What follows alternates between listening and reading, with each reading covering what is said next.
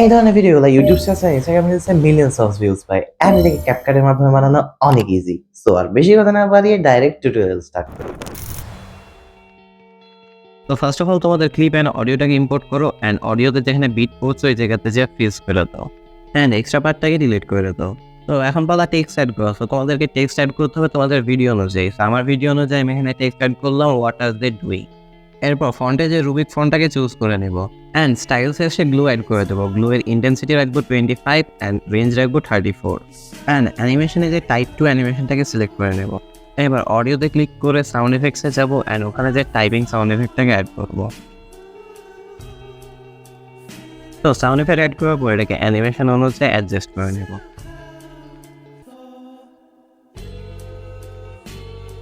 তো এই জায়গাতে একটা স্মল বিট পড়ছে, তো এখানে একটা আমি ওভারলে অ্যাড করবো। So first of all add ওভারলেতে যাবো অ্যান্ড দেন লাইব্রেরিতে যেখানে একটা রেড ওভারলে নিয়ে নিব।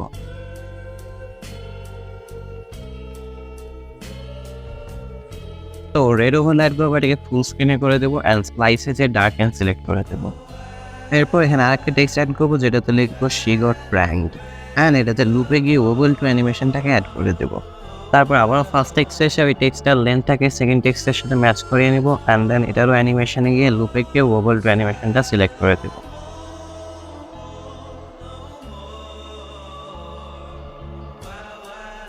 এরপর আবারও বিটের একটু আগে এসে আরেকটা টেক্সট অ্যাড করবো যেটাতে লিখবো wait for the end and এই টেক্সটে ফার্স্ট টেক্সটের মতনই অ্যানিমেশন দিয়ে দিব। তো এখন ফ্রিজ ক্লিপটাতে এসে এখানে একটা ইফেক্ট অ্যাড করবো যেটার নাম হচ্ছে নয়েজ 2 অ্যান্ড অ্যাডজাস্টমেন্টে গিয়ে এটা স্পিডকে একদম 0 করে দেবো।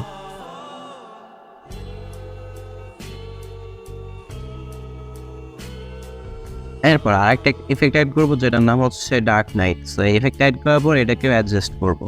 তো এটা অ্যাডজাস্টমেন্টে যাবো অ্যান্ড দেন হচ্ছে ফিল্টারকে আর টেক্সচারকে একদম 0 করে দেবো অ্যান্ড রেঞ্জকে রাখবো 60।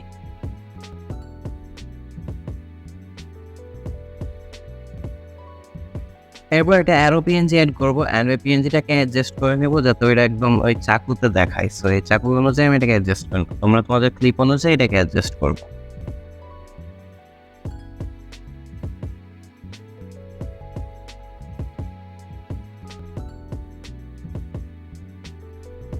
অ্যান্ড দেন আরেকটা টেক্সট অ্যাড করবো অ্যান্ড ওটাতে লিখবো খুব অ্যান্ড দেন ওইটাকে অ্যারোর নিচে অ্যাডজাস্ট করে দেবো।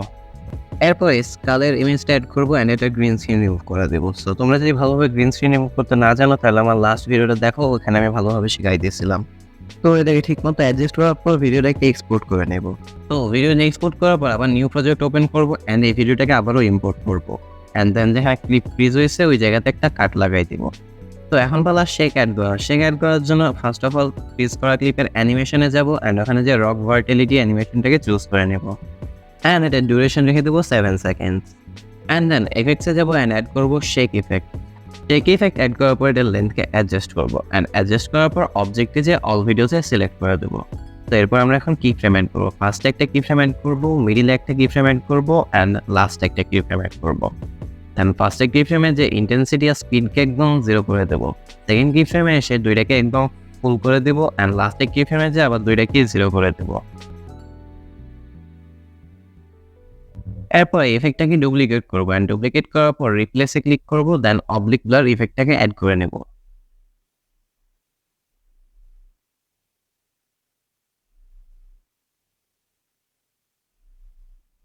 তো অবলিক ব্লারেও সেম ভাবে তিনটা কি ফ্রেম অ্যাড করবো। ফার্স্ট কি ফ্রেমে রাখবো ব্লার অ্যান্ড রোটেশন একদম 0, সেকেন্ড কি ফ্রেমে যে রাখবো দুইটাকে 100 অ্যান্ড লাস্ট কি ফ্রেমে যে আবার দুইটাকে 0 করে দেবো। কারণ আমাদের এডিট কমপ্লিটেড। তো এখন তোমরা চাইলে বেসিক কালার গ্রেডিং করতে পারো, যেটা আমি আমার লাস্ট ভিডিওতে শিখাইছিলাম। সো এই ভিডিওটা দেখে না থাকলে ওইটাও দেখে নিও। And that's it for today's video. Bye by.